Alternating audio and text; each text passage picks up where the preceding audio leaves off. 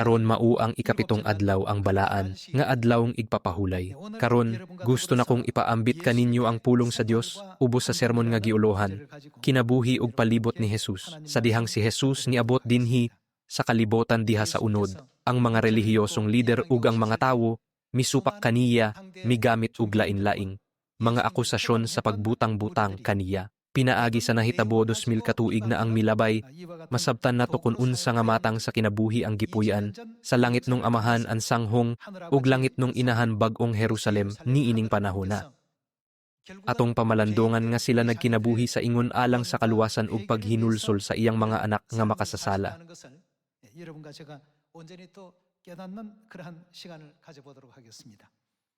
Atong tan-awon ang Colossians chapter 2 verse 2.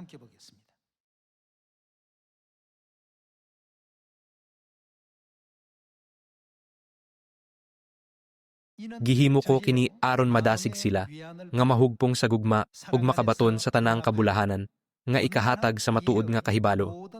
Sa ingon, masayra nila ang tinago sa Dios nga mao si Kristo. Diha kaniya, natago ang tanang bahandi sa kaalam ug kahibalo sa Dios. Gisultihan ko kamo niini, aron dili kamo matunto sa mga sayop nga pangatarungan bisag unsa pa kini ka maayong pamation. Kay bisan tuod wala ako diha, uban ako kaninyo sa espiritu. Nalipay ako sa inyong kahusay ug sa kalig-on sa inyong pagtuo kang Kristo. Sumala sa Colossians chapter 2, kinsa ang misteryo sa Dios. Kini mao si Kristo. Ang Colossians chapter 2 nagpatinaw nga kinahanglan natong masabtan sa husto si Kristo ug ang iyang mga pagtulunan. Mga igsoon, ang misteryo ba ipadayag unta aron masayod ang mga tawo niini? Dili. Busa, dili sayon maamguhan si Kristo. Ang misteryo sa Dios bisan sa iyang unang pag-abot. Atong tan-awon ang Matthew chapter 16 verse 18.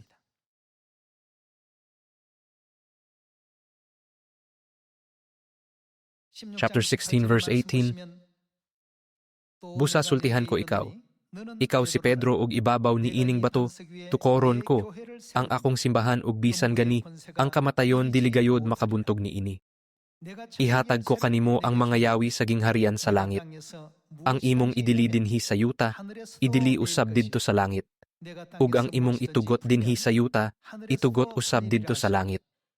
Unya gipasidan-an ni Jesus ang iyang mga tinun-an nga dili isaba kang bisan kinsa nga siya mao ang Mesiyas. Sa dihang si Pedro nakaila kang Jesus, ingon na nga ang Kristo ug nagsulti sa iyang pagtuo. Si Jesus mimando kaniya nga dili magsulti kang bisan kinsa nga siya mao ang Kristo.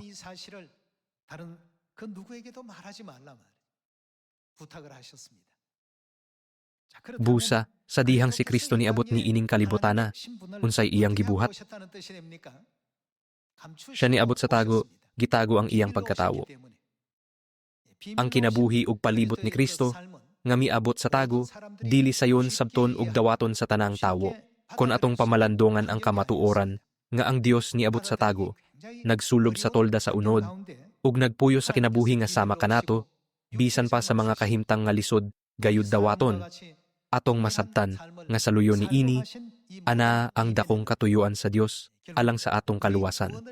Tungod ni ini, nagtuo ko nga kinahanglan natong tan-awon ang atong mga sala-isip langit nung mga makasasala nga maoy hinungdan sa iyang pagkinabuhi ug tinuod nga paghinulsol.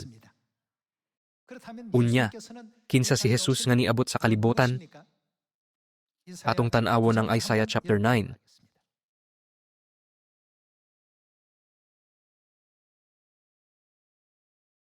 Isaiah chapter 9 verse 6. Natawa lang kanato ang usa ka bata, gihatag kanato ang usa ka anak nga lalaki, ug siya ang magmando sa tanan ug nganlan siyag. Maala mong magtatambag, Dios nga gamhanan, amahan hangtod sa kahangturan, prinsipe sa pakigdait. Kinsa siya? Amahan. Kini usa ka labing importante nga propesya nga ang Dios nga si Jehovah, nga gitawag nga amahan, moabot sa kalibotan isip anak. Verse 7. Wali katapusan ang paguswag sa iyang pagmando, ug mulungtad ang kalinaw diha sa trono ni David, ug saging harian ni ini. Lig-onon niya, kini ug palungtaron subay sa hustisya, ug sa katarong, sukad karon hangtod sa kahangturan. Himuon gayud kini sa Ginoo nga labing gamhanan. Ang propeta Isaias nagpropesiya, pagani mahitungod sa lungsod diin, paggabuhaton sa Dios, ang iyang buluhaton inigabot niya, ingon nga bata, ingon nga anak. Moadto kita sa chapter 9 verse 1. Sa miaging panahon gipakaulawan niya ang Zabulon ug ang Neftali apan sa umaabot nga mga adlaw himuon niyang nindot. Asa ang iyang himuong nindot. Himuon niyang nindot ang mga dapit nga duol sa dagat, ang yuta unahan sa Jordan, ang Galilea nga gipuy-an sa mga langyaw. Ang katawhan nga kaniadto naglakaw sa kangitngit, nakakitag dakong kahayag. Ang nagpuyo sa manggiob nga dapit gisidlakan na sa kahayag. Bisa ng mga detalye bahin sa Galilea, diin si Jesus moabot sa unod ug magbuhat sa iyang ministeryo, gipropesiya mga 700 katuig sa wala pa ang iyang pag-abot. Sa Colossians chapter 2 verse 2, ang Dios nagingon nga importante kaayo ang pag-ila kang Kristo, ang misteryo sa Dios. Si Jesus nangutana kang Pedro, kinsa man ako? Si Pedro mitubag, ikaw mao ang anak sa Dios nga buhi. Kinsa ang anak sa Dios sumala sa Isaiah chapter 9. Busa, iyang gipasabot, ikaw mao ang Dios amahan. Si Jesus mitubag, bulahan kagayod, Simon anak ni Jonas, gipadayag kini sa Dios kanimo. Dili ba kini ang hinungdan nga miingon si Jesus? Ihatag ko kanimo ang mga yawi sa gingharian sa langit. Unya iyang gimanduan siya nga dili isulti kang bisan kinsa nga siya mao ang Kristo. Usa kini sa mga rason ngano nga ang kinabuhi sa Dios, si Kristo. Kinsa niabot ni ini nga kalibutan, dili gayud magpakita sa paagi nga gihunahuna sa kalibutan, puno sa kabantog ug himaya. Sa mga mata sa mga tawo sa kalibutan, daghan gayud og rason nga pangitaan og sayop sa kini o kana nga butang. Bisan pa, kinsa siya sa iyang tinuod nga kinaiya, siya mao ang gamhanang Dios ug ang walay katapusang amahan. Atong susihon ang kinabuhi nga gipuy-an sa gamhanang Dios, ang walay katapusang amahan, sa dihang siya mianhi sa kalibutan. Atong ablihan ang Luke chapter 11.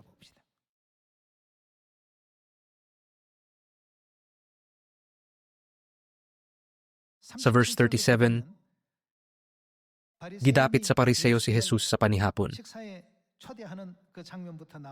Atong tan-awon diha sa verse 37. Sa nahuman na si Jesus ug sulti, may usa ka Pariseo nga midapit kaniya sa pagpangaunbu sa miadto siya ug nakigsalo kaniya.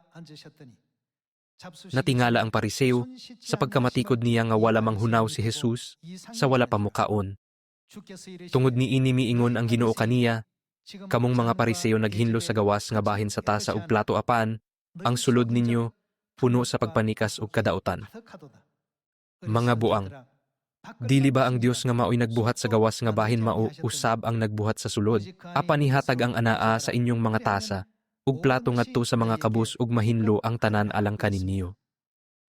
Si Jesus wala manghunaw sa iyang mga kamot sa wala pamukaon. Mikaon siya sa pagkaon gamit ang iyang mga kamot, imbis mo gamit og kutsara. Sa pagkakita ni ining nga pamatasan, ang Pariseo nga nagdapit kang Jesus nalibog og nakurat pag-ayo. Kun adunay usa nga anaa sa posisyon sa pagsangyaw sa mga pulong sa Dios, siya maningkamot nga magpakita nga balaan. Apan sa pagtan-aw sa mga tawo sa kinabuhi ni Jesus, sukwahi gayud kini. Makita nato nga ang Dios naghimo og mga buhat nga nagpalisod sa mga tawo sa pag-ila kaniya, nga hingpit nga nagtago sa iyang himaya. Atong basahon ang Matthew chapter 11 verse 18. Mianhi si Juan, nagpuasa siya ug wala mo inom og bino, ug miingon sila, giyawaan siya. Mianhi ang anak sa tawo ug siya mikaon, ug miinom unya miingon na usab kamo. Tan-awa ninyo kining tawhana, hangol siya sa pagkaon ug palahubog. Unya higala pagyud sa kobrador sa buhis, ug sa mga makasasala. Mao kini ang ilang paghulagway kang Jesus. Ang mga tawo mihulagway kaniya nga usa ka palakaon. Sa laing pagkasulti, ilang gipasabot nga siya wala nagkaon nga may dignidad, kundili naglamoy sa pagkaon nga daw walay pagpugong. Tan-awa ninyo kining tawhana, hangol siya sa pagkaon ug palahubog, unya higala pagyud sa kobrador sa buhis ug sa mga makasasala. Sa karaang panahon, ang mga kobrador ug buhis ug mga makasasala giisip nga mga labing ubos sa katilingban. Bisan ng ordinaryong mga tawo wala makig-uban kanila. Apan ang Biblia nag-ingon nga giisip sila ni Jesus nga iyang mga higala. Ngano nga ang labing halangdon, labing balaan ug labing mahimayaong Dios niabot sa kalibotan diha sa unod ug nagpuiyo sa ingon nga kinabuhi. Busa, nahisulat sa Colossians chapter 2 nga ang misteryo sa Dios mao si Kristo. Gimanduan usab ni Jesus ang iyang mga tinun-an nga dili isulti kang bisan kinsa nga siya mao ang Kristo. Sa pagkatinuod, gipili sa Dios nga magkinabuhi niini nga paagi aron sa pagpangita sa iyang tinuod nga katawhan ug pagtubos sa mga sala sa katawhan. Magpadayon kita sa Luke chapter 15.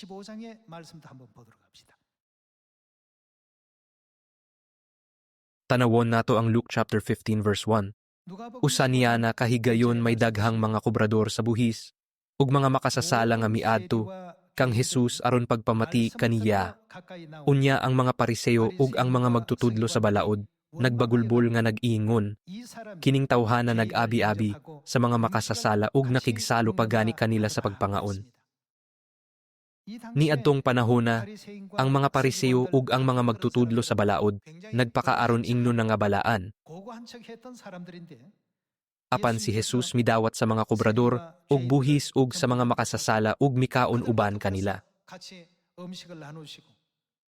Wala gyud siya magpakita nga mahimayaon. Si Lucas, ang magsusulat ni ining nga ebanghelyo, nagsulat ni ini na nga eksena diin si Jesus wala magpakita nga balaan. Kung si Jesus magpakita ni ining paagihan ni ining panahona, unsay mahitabo? Atong tan-awon ang Matthew chapter 21 verse 31.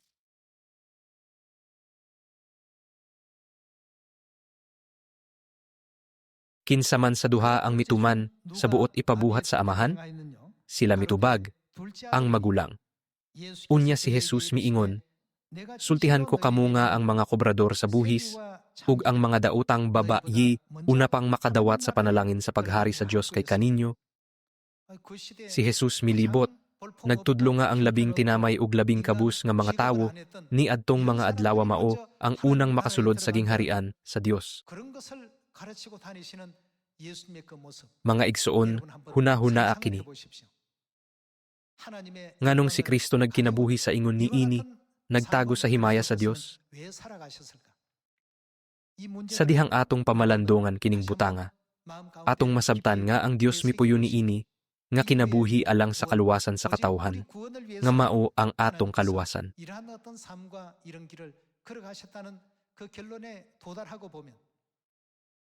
Sama sa nahisulat sa Isaiah chapter 53, kinitungod sa atong mga kalapasan ug sala. Kung wala pa kita makasala sa langit, dili unta kini mahitabo sa Dios. Ang atong makagagahom nga Dios Amahan naghatag og paglaom bisan ni adtong mga kabus, ubos, huyang ug gitratar nga ubos sa tawo niini nga kalibutan ug nagpukaw kanila sa kamatuoran mahitungod sa gingharian sa langit. Apan ang mga Pariseo ug ang mga magtutudlo sa balaod nagsalikway, nagbutang-butang, nagbugal-bugal, nagluwa, ug naglansang sa mismong Dios nga ilang giingon, nga ilang gisimba sa dihang siya miabot dinhi sa kalibutan. Nang kuha silag bato aron pagbato kaniya, pinaagi, sa pag-ingon, tawo ka lang apan nagpakadiyos ka, ug nakahimog daotang buhat ug kalapasan batok kaniya. Kon ang Dios mo abot dinhi sa kalibutan uban sa mga panganod sa langit o sa langit nung mga karwahe sa kalayo, inubanan sa daghang mga anghel, mga hasba ang mga Pariseo, mga eskriba, ug mga relihiyosong lider ni adtong panahona sa pagtrato kang Jesus sa ingon ni adto. Tungod kay niabot siya sa ubos nga posisyon, ang mga tawo wala makaila kaniya ug nagtrato kaniya sa ingon ni adto. Sa dihang si Pedro nakaila kaniya, siya miingon, ayaw pagsulti kang bisan kinsa nga ako ang Kristo. Kinitungod kay mianhi ako sa tago. Atong tan-awon ang 2 Corinthians chapter 4 verse 4.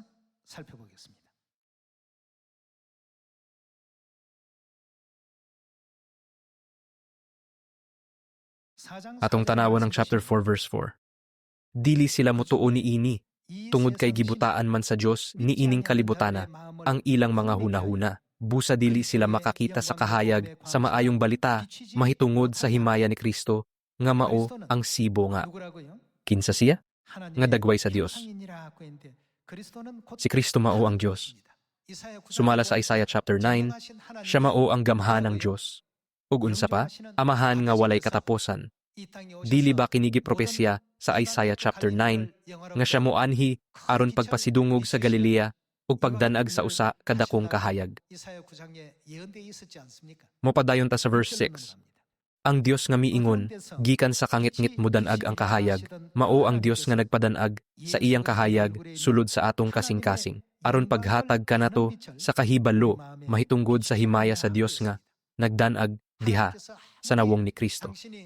Bisan pa nga ang Dios magtakuban magpakadili, siya ang Dios ug ang iyang mga lihok moangkon sa ingon nga dagway, unsa man ang pagtagad sa iyang tinuod nga katawhan. Kinahanglan nato siyang mailhan. Sa plano sa Dios nga luwason ang mga langit ng mga anak, miabot ang Dios sa kalibutan sa unod sa tago. Gitaguan ang tanang himaya sa langit.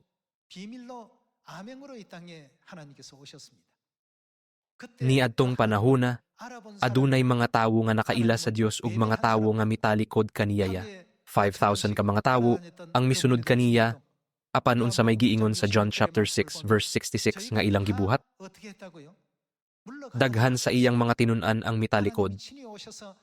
Bisan og ang Dios ni abot, naghatag kanila sa iyang mga pagtulunan ug naghimo og mga milagro nga labaw pa sa ilang hunahuna. Sila mitalikod gikan kaniya tungod kay wala niya natuman sa ilang mga tinguha. Kini nga matang sa sitwasyon gihisgutan sa makadaghang higayon sa ebanghelyo.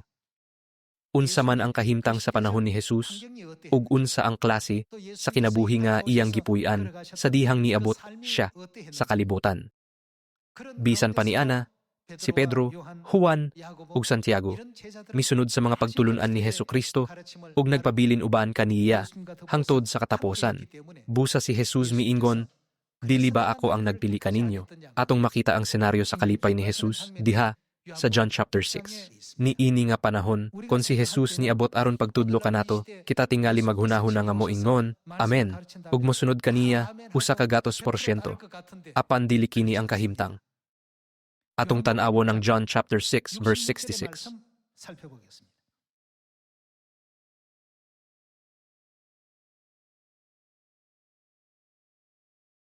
Tungod ni ini daghan sa mga tinun-an ni Jesus, ang mibiya ug wala na gayod mokuyog, unsa ang wala na nila gibuhat, ang pagsunod kaniya nga mao si Jesus.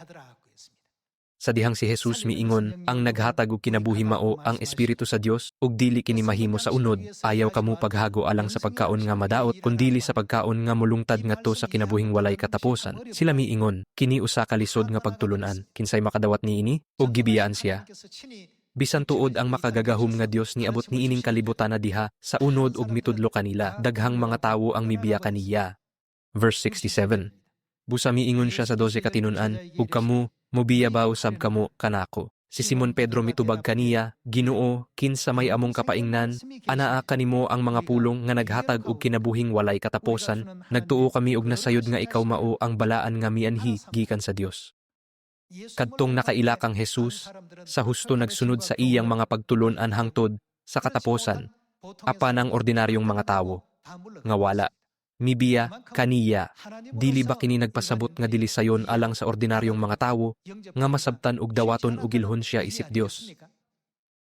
Gipakaon niya ang 5,000 katawo gamit ang 5 kasibada nga pan ug 2 ka isda, ug 12 ka bukag nga puno ang nahibilin. Iyang gipadayag ang walay kinutuban nga gahum ug mga milagro. Nangaon sila sa pan, apan mibiya sila kaniya. Katingalahan gayud kini. Sa maong palibot, si Kristo nagsangyaw sa ebanghelyo. Nagkinabuhi siya dinhi sa kalibutan nga may gamay kaayong pagtuo kang Kristo. Magpadayon ta sa John chapter 10.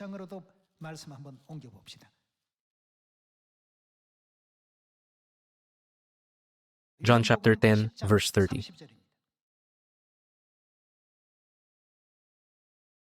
Ako ug ang amahan usara.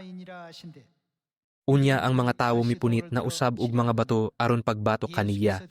Si Jesus miingon kanila, gipakita ko kaninyo ang daghang maayong buhat nga gisugo kanako sa amahan. Hain man niini, ang hinungdan nga inyo man akong batuon. Ang mga tawo mitubag, dili ka na mo batuon, tungod sa bisan unsang buhat nga maayo kon dili, tungod sa imong pagpasipala sa Dios. Tawo ka lang apan nagpaka-Dios ka. Si Jesus ba kay Dios o dili? Si Propeta Isaias klaro nga nagtudlo kanato nga bisan og siya na tawo isip usa ka bata, isip usa ka anak nga lalaki. Siya mao ang makagagahom nga Dios, walay katapusan nga amahan. Apan, tungod sa mga kahimtang ni adtong panahona, ang mga tawo nangutana, sa unsang paagi ang usa ka tawo mahimong Dios? Bisan tuod siya gitrato nga sama niini, siya nagpukos lamang sa atong kaluwasan ug naglakaw sa dalan sa bag-ong kasabotan. Nagpasan sa mga sala sa kalibutan, hangtod nga ang iyang mga anak maluwas.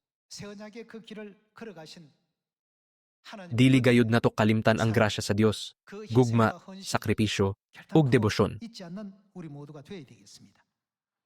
Apan, adunay pipila ka mga walay ulaw nga tawo nga misulay sa pagbato kaniya. Mupadayon ta sa chapter 6. John chapter 6 verse 41. Ang mga tawo nagbagulbol batok kaniya, kay miingon man siya, ako ang paan nga gikan sa langit. Miingon sila, dili ba siya si Jesus, ang anak ni Jose, nakaila kita sa iyang amahan ug inahan busa, nganong miingon man siya, nga gikan siya sa langit. Dili ba si Jesus gikan sa langit? Ang mga Hudiyo, wala makaila sa Dios nga nanaog gikan sa langit sa dagway sa tawo. Siya niabot dinhi sa kalibotan pinaagi, sa lawas sa babaye nga ginganlan og Maria. Naghuna-huna sila, ang iyang amahan si Jose, ug kaila kami sa iyang mga ginikanan. Unsaon man niya pagsulti og bakak nga siya nanaog gikan sa langit? Sa kini nga sitwasyon, madawat ba nila si Jesus nga tinuod nga Dios? Sila wala magduha-duha sa pagpanguna sa paglansang kaniya. Gipangayo pa ganin nila ang iyang dugo sa ilang kaugalingon ug sa ilang mga anak. Ang mga Hudiyo walay kahadlok sa pag-ingon ni adtong pulonga. Adto ta sa John chapter 7. John chapter 7 verse 14. Sa hapit na matunga-tunga ang paghimo sa kasawlogan, miadto si Jesus sa templo ug nanudlo. Hilabihan ang kahibulong sa kadagkuan sa mga Hudiyo ug miingon sayla, giunsa man niining tawhana, pagkahibalo ug daghan kaayong mga butang, nga wala man unta siya makaeskwela. Sayano nga pagkasulti, ilang giingon kini uban sa pagpanaway nga tono, wala siya'y formal nga edukasyon, apan kamao siya mobasa. Verse 41. Ang uban miingon, siya mao ang Mesiyas. Apan ang uban usab miingon, ang Mesiyas dili maggikan. Diin man nila giingon, nga dili siya angay maggikan. Galilea. Sila miingon, nasayod kita nga si Kristo dili gayud maggikan sa Galilea. Apan, dili ba si Jesus gikan sa Galilea? Niining paagiha, ilang gitamay si Jesus. Atong tan-awon ang John chapter 1. Atong tan-awon ang verse 43. Sa pagkasunod adlaw nakahukom si Jesus pag-adto sa Galilea. Natagbuan niya si Felipe ug giingnan niya, kuyog kanako. Si Felipe taga Betsaida, ang lungsod nga gipuy-an ni Andres ug ni Pedro. Nakit-an ni Felipe si Natanael ug giingnan, nakita namo ang gihisgutan ni Moises sa basahon sa balaod ug gihisgutan usab sa mga propeta. Siya mao si Jesus, ang anak ni Jose nga taga Nazaret. May maayo bagud nga gikan sa Nazaret? Nangutana si Natanael. Atong masabtan nga ang Nazaret, diin si Jesus nanudlo sa ebanghelyo, dili kini maayong lungsod ni dapit nga adunay maayong reputasyon.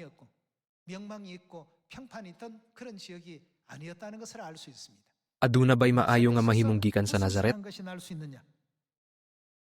Sumala sa makita nato, ang kinabuhi ug palibot ni Jesus nahimong igo nga basihan sa pagtago sa himaya ni Kristo. walay makadawat kang Jesus ingong Mesiyas, Diyos o Kristo sa maong palibot. Busa, unsay gisulti ni Jesus? Atong tan-awon ang Matthew chapter 11.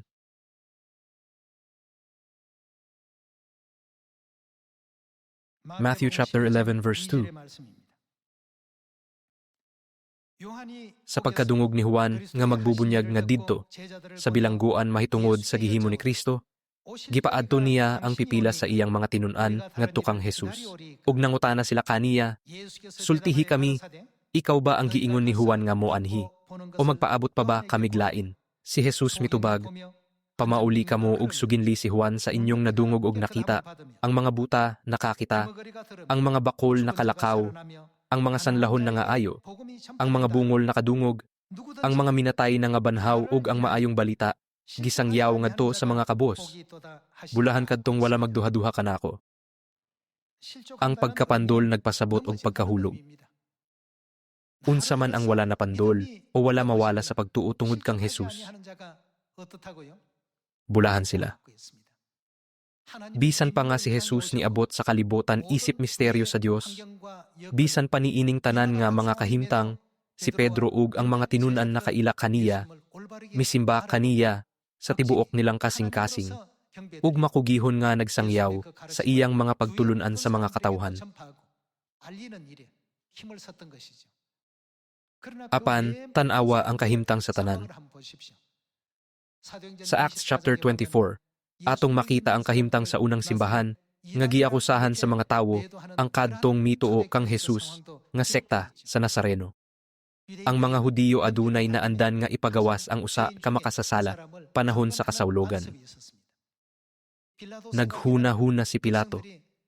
Dili ba hangyoon sa mga tawo nga buhian si Jesus, tungod kay siya mas matarong ug malumok kaysa tulisan nga si Barabas.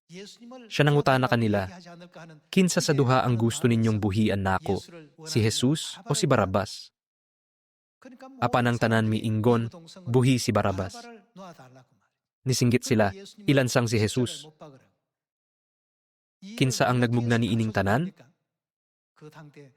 Dili ba ang mga relihiyosong lider niadtong panahon na nagmaniobra sa mga tawo ug gidala si Jesus aron ilansang sa krus?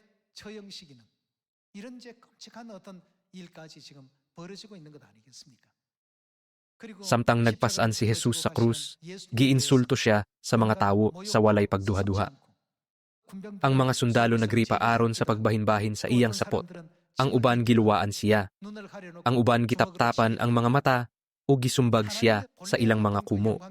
Kung gipadayag pa sa Dios ang kahayag sa iyang himaya aron ang katawhan makakita ni ini, dili unta mahitabo ang maong mga butang. Apan iyang gitago ang iyang himaya. Taliwala ni ini, ang ubang tawo mitanaw lamang sa iyang mga pulong sa kinabuhing dayon ug misunod kan iya. Dili nato kalimtan nga ang Dios adunay kabubuton sa pagpangita sa tinuod nga katawhan sa Dios. Pinaagi sa pagsulti, dili nato mabayran ang grasya sa langit nung amahan ug inahan. Kinahanglan magkinabuhi kita sa paghinulsol ug magpasalamat kang amahan ug inahan nga niabot dinhi sa kalibotan aron sa pagluwas kanato. Busa, gusto ko nga mahibal-an ninyo nga ang pag-ampo sa paghinulsol mas madawat sa Dios kaysa pag-ampo sa pangamuyo.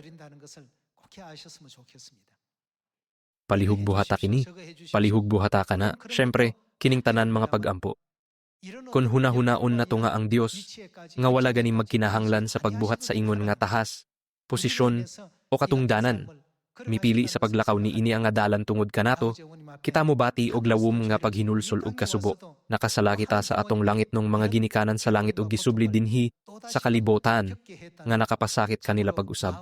Uban sa kasing-kasing nga puno sa pagbasol, kinahanglan kita mahimong mga langit nung mga anak nga naghinumdum sa grasya sa Dios ug sa iyang walay puas nga gugma, debosyon ug sakripisyo kada adlaw.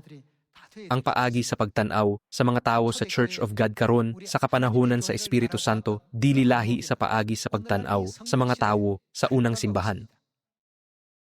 Atong timan-an nga ang pananaw sa mga tawo kang Jesus kaniadto mao usab ang pananaw nila kang Kristo ansanghong ug sa bag-ong Jerusalem nga langit nung inahan karon. Sumala sa nasulat sa Isaiah chapter 60, giun sa paghulagway ang kananga mga adlaw, nasulat nga, ang imong mga adlaw sa pagbangutan. Apan unsay mahitabo sa mga adlaw sa pagbangutan? Kini kay matapos.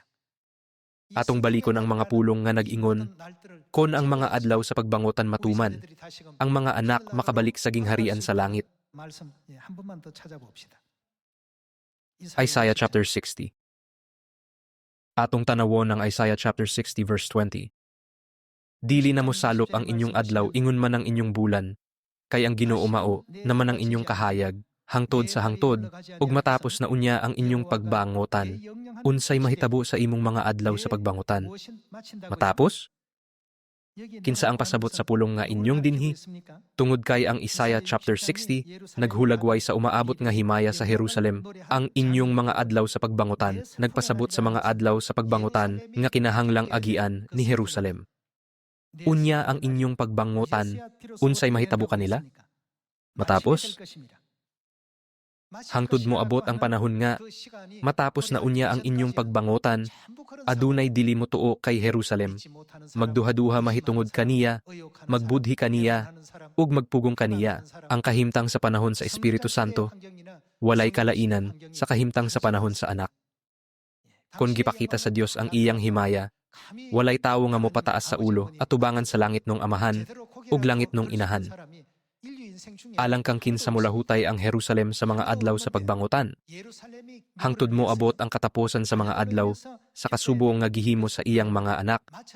Ang Jerusalem magapadayon sa ingon niini nga kahimtang og sitwasyon. Atong tan-awon usab ang verse 14. Chapter 60 verse 14. Ang mga anak ni adtong nagdaog-daog, kanimo mo anha kanimo nga magyukbo. Muyukbo sa imong tiilan kadtong tanaang nagbugal-bugal kanimo. Tawgon kanila na nga syudad sa Ginoo, ang Siyon sa balaang Dios sa Israel. Dinhi, kinsa ang nagdaog-daog kanimo? Sila ang naglutos kay Jerusalem. Busa, sila nga naglutos kay Jerusalem, nagpahamtang og kasakit, pagantos, ug kasubo diha kaniya. Samtang nag-antos sa tanang panahon, iyang gihatag ka na to, iyang mga anak, ang bililhon nga panahon alang sa kaluwasan. Dili gayud na to kalimtan nga mao kini, ang hinungdan nga gihatagan kita, og panahon sa paghinulsol. Walay kalainan tali sa mga kahimtang sa unang pag-abot ni Amahan, ug sa iyang ikaduhang pag-abot. Atong basahon pag-usab verse 14. Ang mga anak ni adtong nagdaog-daog kanimo mo anha kanimo nga magyukbo. Kini nga mahimayaong nga adlaw kay moabot sa katapusan. Kadtong tanang nagbugal-bugal kanimo. Ang Dios gitamay gibiyay-biyay ug gibugal-bugalan. Ang uban tingali maghunahuna kon siya Dios nganong siya gisakit. Kon siya Dios nganong siya gitamay, bisan tuod siya ang makagagahom nga Dios, walay katapusan nga amahan, gilansang siya sa krus ug niula sa iyang dugo. Gipatin-aw ni Propeta Isaias sa Isaiah chapter 53 nga kinitungod sa atong mga sala nga nahimo didto sa langit. Mauusab kini kay Jerusalem. Siya gisakit og gitamay. Bisan pa ni ana, muyukbo sa imong tiilan kadtong tanang nagbugal-bugal kanimo. Tawgon kanila na nga syudad sa Ginoo, ang Siyon sa balaang Dios sa Israel. Mao kini ang gipropesiya sa Biblia. Si Jesus miingon usab nga tungod kay ang Biblia, kinahanglan matuman nga kini kinahanglan, mahitabo, sa ingon nga paagi, kini nga kahimtang dili malikayan.